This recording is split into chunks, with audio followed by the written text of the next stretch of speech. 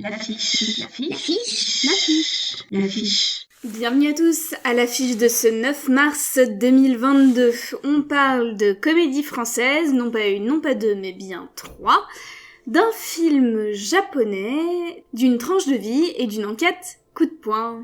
On démarre immédiatement avec trois comédies françaises en coup de vent. En premier, Permis de construire, réalisé par Éric Fraticelli avec Didier Bourdon et Éric Fraticelli lui-même. Les inconnus ne font plus recette. Alors il y a celui qui fait encore de vrais films et qui a réussi à se construire une vraie petite carrière d'acteur, et puis il y a celui qui mise sur une caricature toujours plus appuyée de lui-même pour continuer à faire venir du monde en salle.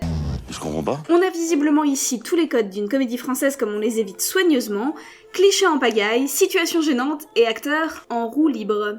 On continue avec Kung Fu Zora, réalisé par Mabrouk El Mechri, avec Sabrina Ouazani et Ramzy Bedia. Ici, le sujet est sérieux. Comment on fait pour se sortir des violences conjugales ? La réponse est moins terre-à-terre puisque Mabrouk El Mechri nous propose de faire appel à un maître Kung Fu pour péter les dents du problème. Nous, on n'est pas convaincus. Troisième film en coup de vent, on parle de Murder Party de Nicolas Pleskov avec Alice Paul, Miu Miu et Eddie Mitchell. L'affiche me dit quelque chose. Non, ça doit être une erreur. La bande-annonce est complètement perchée et peut-être qu'elle dissimule bien son jeu et que le film est un bijou d'écriture surréaliste et chamarrée. Peut-être. Ou peut-être que c'est 1h43 de grand n'importe quoi, avec dans le rôle principal Alice Paul, qu'on adore dans les vieux fourneaux. Et un malheur venant jamais seul. Bah vous vivez hyper bien. Je vais faire pipi. Mais qui ne suffira peut-être pas à porter tout le film. On reste un petit peu curieux quand même, et celui-ci a une probabilité de visionnage supérieure à 0, contrairement aux deux précédents. Sans transition, on parle de The Housewives, réalisé par Yukiko Mishima.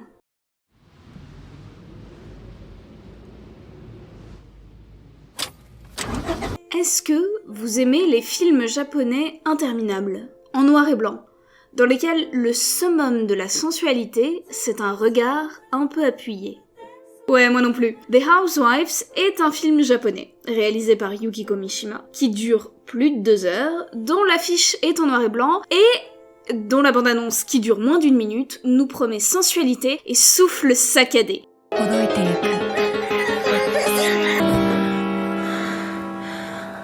Le film se demande quelle place peut prendre une femme dans la société japonaise et comment elle peut laisser libre cours à son désir quand la société entière la cantonne au rôle de bon parti pour un contrat de mariage réussi.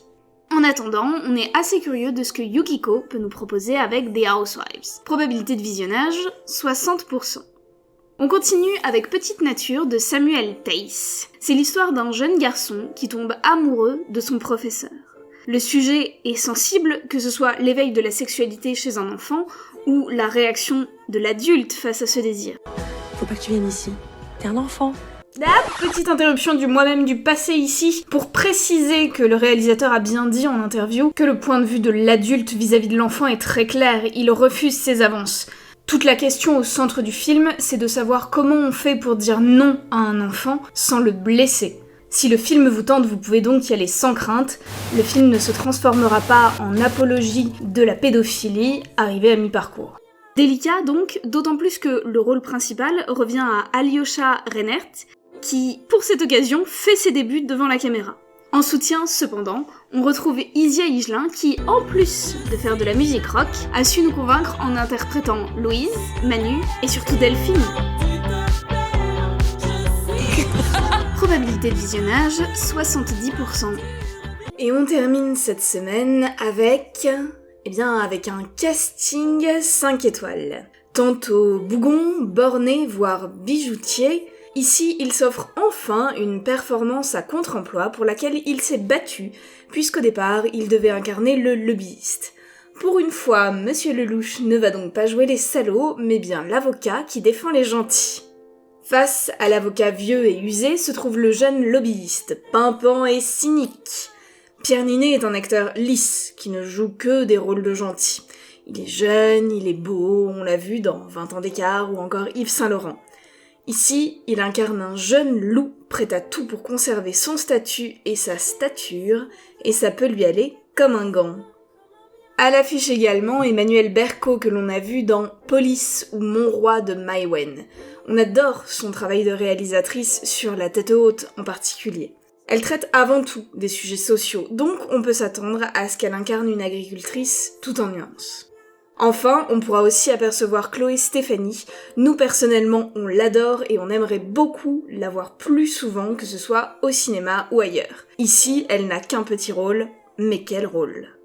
Goliath, c'est l'histoire de petits agriculteurs qui luttent contre la grosse multinationale agroalimentaire. C'est un combat perdu d'avance que des individus lambda vont mener parce qu'ils n'ont rien à perdre. C'est la promesse de sortir de la salle en se disant qu'il faudrait tout cramer chez Monsanto. On n'a absolument aucune raison objective d'être aussi enthousiaste face à cette bande-annonce. N'empêche, elle parvient presque à nous mettre au bord des larmes en quelques images à peine. Alors je vous pose la question. Est-ce que les bourreaux gagnent toujours face à leurs victimes? Alors évidemment, on ira voir le film. Of course! Probabilité de visionnage 100% à condition qu'il soit diffusé. Message au cinéma de province, par pitié, variez vos affiches. Merci à tous d'être restés jusqu'au bout de ce numéro de l'affiche de la semaine. On se retrouve la semaine prochaine pour des sorties variées à l'international. En attendant, si l'émission vous plaît, n'hésitez pas à liker, commenter et surtout partager, c'est ce qui permet de faire connaître la chaîne. Alors à très vite du côté obscur de nos salles. Il faut pas ouvrir. Après, les gens, ils viennent.